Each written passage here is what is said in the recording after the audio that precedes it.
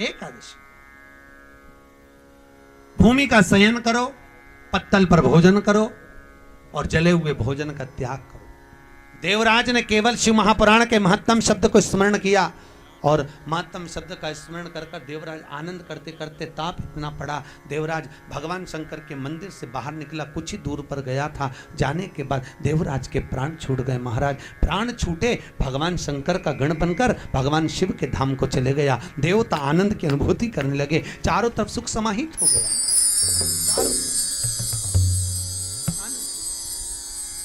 ब्राह्मण कुल में जन्म लेने के बाद भी ब्राह्मण कर्म नहीं कर पाया और ब्राह्मण ना कर्म करने के बाद भी भगवान की भक्ति में डूब गया। राजा श्वेत का चरित्र आप लोग सुने होंगे। राजा श्वेत जो भगवान शिव की आराधना में डूबे नहीं रहते, दिन रात भगवान शंकर की आराधना, शिव जी का स्मरण करना, शंकर का भजन करना, शंकर की स्मरण करना, शंकर भगवान को ले जाकर जल चढ़ाना। सारे 33 कोटि देवताओं में केवल एक देव अधिदेव महादेव एक ऐसे हैं जो अपनी मस्ती में रहते हैं हमारा, और दुनिया के लोग उनके भगत भी ऐसे हैं। जब फुर्सत, जब फ्री, तब लोटा में पानी भरा, शंकर जी को ले जाकर चढ़ा दिया।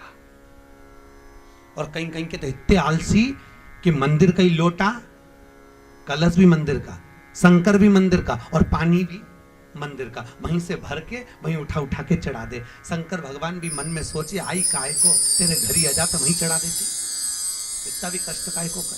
सबसे सरल महाराज, पहले के समय में 2 दोष नहीं होते थे घर में, एक पितृदोष, दूसरा वास्तु दोष। होता था क्या?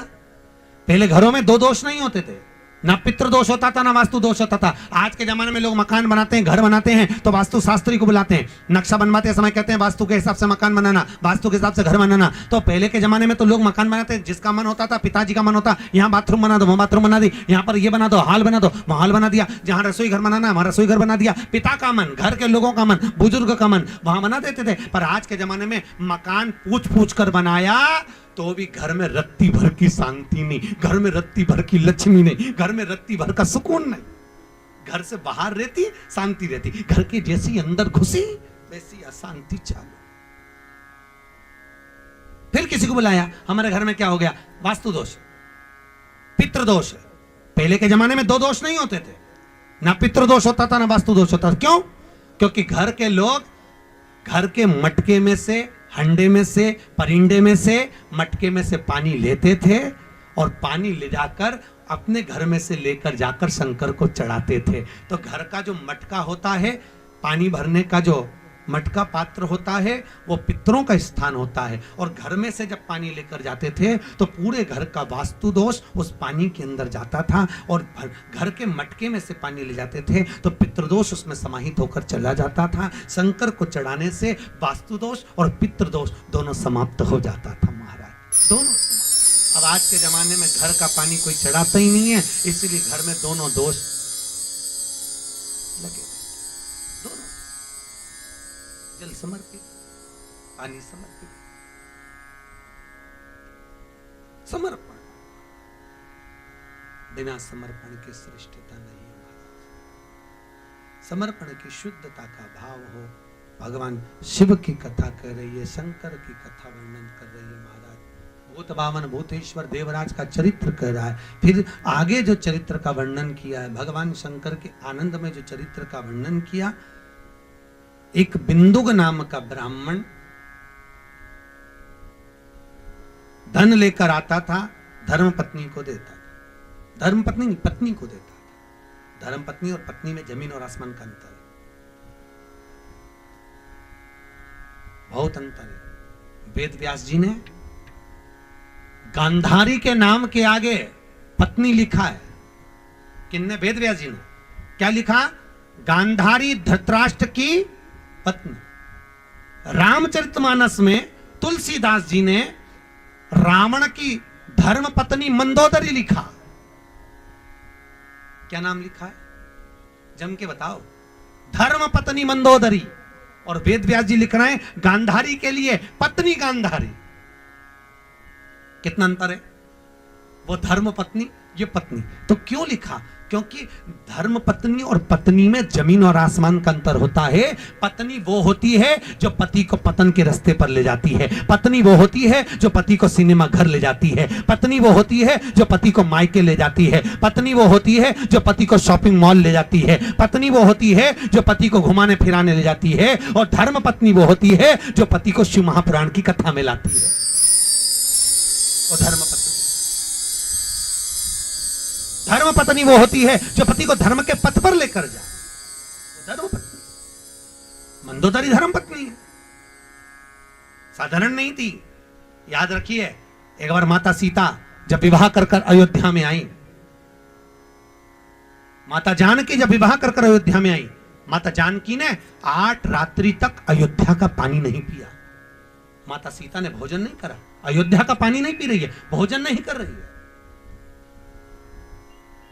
जब अयोध्या का पानी माता सीता ने नहीं पिया, सीता जी से पूछा कौशल्या जी ने, तू अयोध्या का पानी क्यों नहीं पीती, भोजन क्यों नहीं करती? मां बस मन नहीं कर रहा। सुमित्रा जी ने पूछा, नहीं। दशरथ जी ने पूछा, सीता नहीं बोली। कैकेयी आई, उसने पूछा, क्या बात है बहू, तो अयोध्या का पानी क्यों नहीं पीती, अयोध्या का भोजन क्यों नहीं करती, क्या बात है?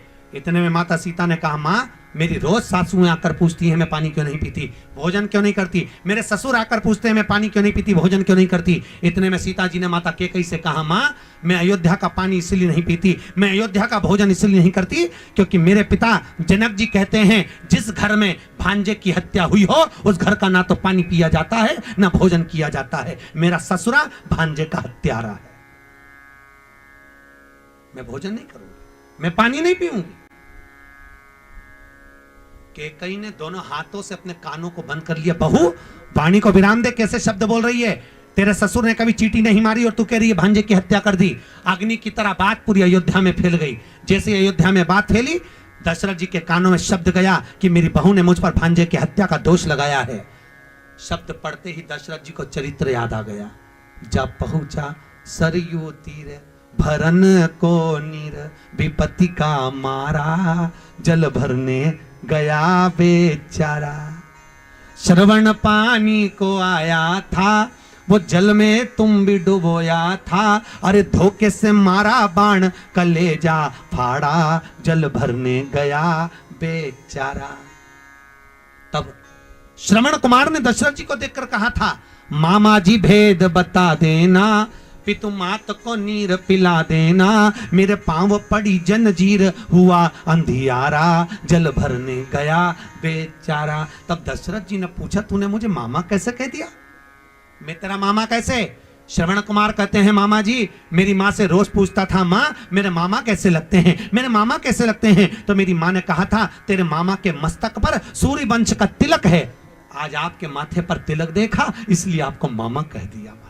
ये कंपनी का ट्रेडमार्क है कि कौन सी ब्रांड के हो, इससे ब्रांड का पता चलता है। त्रिपुण लगा है शंकर वाला, यू मार्क का तिलक है कृष्ण वाला, 3 लगे हैं नारायण वाला, बिंदी लगी है लाल देवी जी वाला, काली बिंदी लगी है निम्बार्क वाला, पहचान में आता है। सफेद तिलक के अंदर काली बिंदी विठल वाला, पहचान में आता है कौन सी कंपनी का है। 2 चीजें कंपनी की होती है, एक तुलसी की माला, गल मस्तक का तिलक। आजकल मृत्यु का ठिकाना नहीं, कब मौत आ जाए, कब प्राण छूट जाए, कोई भरोसा है क्या कि कब प्राण छूट जाए? मालूम पड़े प्राण छूटे और मुंह से राम नाम नहीं निकला, भगवान का भजन नहीं निकला तो नरक पड़ जाओगे। इसलिए गले में तुलसी की माला हो या मस्तक पर तिलक हो, अगर प्राण छूट भी गए, राम नहीं भी निकला, हरि विठल नहीं भी निकला, शंकर का नाम नहीं भी निकला और मर गए, तो मरने के बाद यम के दूत अगर बंदी बनाने आएंगे, तो यम के दूत जब बंदी बनाने आएंगे, माथे पर त्रिपुण लगा देखेंगे तो यम के दूत पहचान जाएंगे कि अपनी कंपनी का माल नहीं है, शंकर जी की कंपनी का है, वही लेकर जाएगा। एक CFL का बल्ब अगर बेकार निकल जाता है तो कंपनी का माल वापस कंपनी में जाता है। उसी तरह अगर त्रिपुण लगा दिख गया तो वापस तुम शंकर जी के धाम में पहुंच जाओगे। और मान लो किसी किसी का लेवल भी मिट जाता है तो नीचे सील लगी हुई है, गले में तुलसी की माला या रुद्राक्ष की माला पड़ी है, तो भी यमदूत के पहचान जाएंगे इसके गले में माला पड़ी है, ये तो भगवान के दरबार में जाए। अब भगवान दशरथ जी के मस्तक पर तिलक देखा, श्रवण कुमार ने मामा कह दिया। मेरी माता को जल पिलाना, श्रवण कुमार के माता पिता के पास में जब दशरथ जी पहुंचे, दशरथ जी की आंख में आंसू भर गया कि यहां तो मेरी बहन बैठी है सुहांगी। दशरथ जी की एक ही बहन थी जिसका नाम था सुहांगी, जो शांति मुनि के साथ बिहाई थी।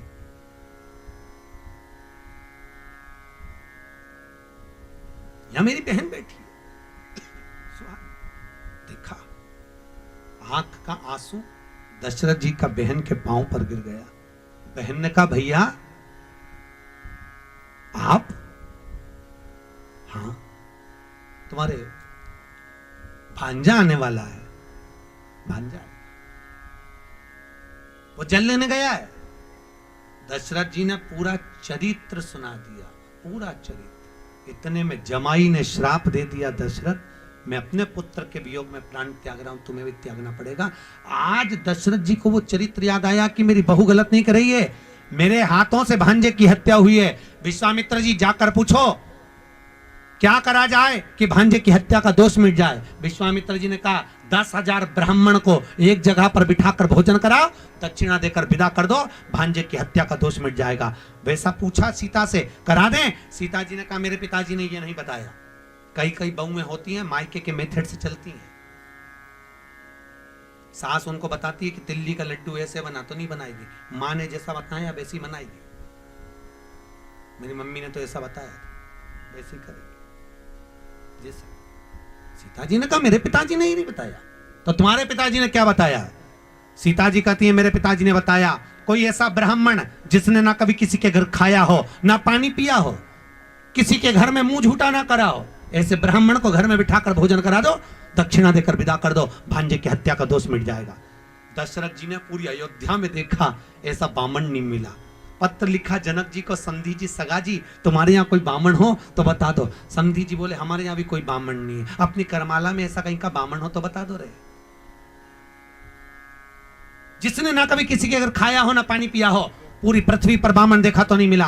तब जनक जी ने पत्र लिखकर भेजा दशरथ जी को, दशरथ जी पूरी पृथ्वी पर ऐसा ब्राह्मण नहीं मिलेगा, पूरी पृथ्वी पर केवल एक ब्राह्मण ऐसा है, ना उसने किसी के घर खाया ना पानी पिया, उसका नाम लंका का राजा रावण है। क्योंकि रावण को कोई घर में भोजन करने नहीं बुलाता, पानी पीना नहीं बुलाता, उसको तुम बुलाइए, वो ब्राह्मण है। दशरथ जी ने पत्र लिखा, श्रीमान रावण जी महाराज आप हमारे यहाँ एक समय भोजन के लिए पधारो। वो पत्र मंदोदरी के हाथ लग गया, और मंदोदरी रावण की कौन है? जम के बोलो, धर्म पत्नी। अब धर्म पत्नी क्या करती है देखो। धर्म पत्नी पहुंची रावण के पास, स्वामी आप ब्राह्मण कुल में जन्मे पर आपने कभी ब्राह्मण कर्म नहीं करा। रावण कहता है मैं ब्राह्मण कर्म तो करता हूं, शंकर जी की पूजन करता हूं, जनेऊ पहनता हूं, त्रिपुंड लगाता हूं, ये ब्राह्मण कर्म नहीं तो और क्या है? इतने में मंदोदरी ने कहा ब्राह्मण कर्म इसे नहीं कहते, ब्राह्मण कर्म वो होता है जजमान के यहां भोजन करने जाओ, दक्षिणा लेकर आओ। इतने में रावण हंसकर बोला मेरे जैसे दशानंद को कौन भोजन कराएगा, किसको अपने खजाने खाली करना है?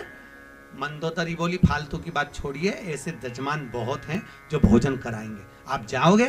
रावण बोला तू नाम बता मैं चले जाता हूं, जाइए। राजा दशरथ ने तुम्हें भोजन करने बुलाया है। रावण ने अपने मस्तक के मुकुट को जमीन पर रख दिया, क्योंकि रावण बड़ा विद्वान था, उसको मालूम था अहंकार का मुकुट पहनकर जाऊंगा तो मुझे राम नहीं मिल पाएगा, अहंकार छोड़कर जाऊंगा तो राम मिलेगा। मुकुट जमीन पे। रावण गया, किसके कहने पर? अरे बोलो जम के, तो तुम कब कहोगी? वो तो मंदोदरी थी, उसने कहा जाओ राम जी के दरबारे, तो तुम भी रोज जाके बोलोगे कि नहीं बोलोगी? चलो। वो पूछे कहां? कथा हो रही है। 7 दिन में एक दिन तो धर्म पत्नी बन जाओ, मेरा निवेदन इतना सा है, उनको भी साथ लेकर। और जो न्याय, तो निवेदन ने जो कथा सुनने न्याय माताओं, उसको पूरी कथा यहां से जाकर पूरी पूरी सुना। इंदौर की कथा याद आ गई हमको, गुमास्ता नगर में कथा थी, हमने कहा जितनी कथा यहां सुनकर जाओ सारी कथा घर पे सुना। एक नई नवेली बहू, 3 महीने हुए थे शादी के, 3 महीने शादी के, वो रोज जाए कथा सुनाए। एक दिन वो हमारे पास आकर बोली गुरुजी आज मेरा सेठ आया है, पति आया है। मैंने कहा बेन आखिरी में मिलवाना, बेलपत्र देंगे हो। आखिरी में मिलने आए, हमने बेलपत्री दी, हमने पूछा भैया 3 दिन कथा में नहीं आए, आज चौथे दिन कैसे आ गए? उसने कहा गुरुजी सही बोलूं? मैंने कहा बोल। कि गुरुजी रात को 9 से 12 सुनने से अच्छा है दिन में 3 से 6 सुन लूं, क्योंकि पूरी रात बैठ के ये कथा ही सुनाती रहती है। तो तुम भी नियम ले लो, यहां से जाने के बाद पूरी पूरी कथा, ए जी पांव दबा दबा के, गला नहीं, पांव पूरी पूरी कथा कथा। मंदोदरी ने भेज, धर्म पत्नी भेजी और मंदोदरी ने भेजा। पहुंचे रावण, दशरथ जी को मालूम पड़ा लंकाधिपति रावण आया, ब्राह्मण आया है। दशरथ जी तुरंत आए। दशरथ जी ने आकर रावण के चरण धोए। राम जी ऊपर छत पे खड़े हुए देख रहे थे, आज मेरे पिता रावण के चरण धो रहे हैं। राम जी जान गए मेरे पिता ने रावण के चरण धोए हैं तो एक दिन मैं भी इस रावण के चरण जरूर धोऊंगा, क्योंकि जैसा बाप करता है वैसी औलाद करती है। ये भी तो होता है। एक माता पिता ने अपने बच्चे से कहा सुन शाम को गुरुजी आएंगे प्रणाम करना हो। शाम को गुरुजी आए, पिताजी ने कहा चल प्रणाम कर, नहीं करना। पिताजी ने कहा प्रणाम कर, नहीं करना। पिताजी ने 2 धर के दिया। बच्चा रोने लगा, माँ ही बेटा अपने गुरुजी प्रणाम कर, नहीं करना। माँ ने भी धो दिया, 4 धर के दिया। बच्चा रो। इतने में गुरुजी ने कहा काहे को मार रहे हो कि प्रणाम नहीं कर रहा? गुरुजी बोले नहीं कर रहा तो मत करने दो, कम से कम तुम दोनों तो करो, तुम दोनों करो। अब जैसे ही माता पिता ने प्रणाम करा, बच्चे ने साष्टांग दंडवत कर लिया। उनको देखकर हम सुधरेंगे, युग सुधरेगा, हम बदलेंगे। अरे बोलो तो युग बदले, बदलो तो सही। कब बदलोगे? अरे बोलो तो बदलना जरूरी है। 2 चीज बहुत जल्दी बदली, एक घूंघट, एक मेहंदी। पहले घूंघट यहां था, फिर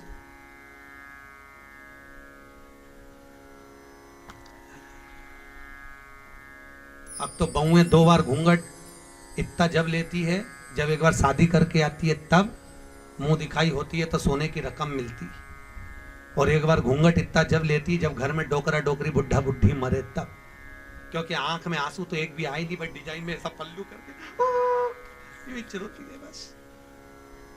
2 बार 2 चीजें बहुत जल्दी बदली, एक वो घूंघट, एक बार मेहंदी। मेहंदी यहां थी,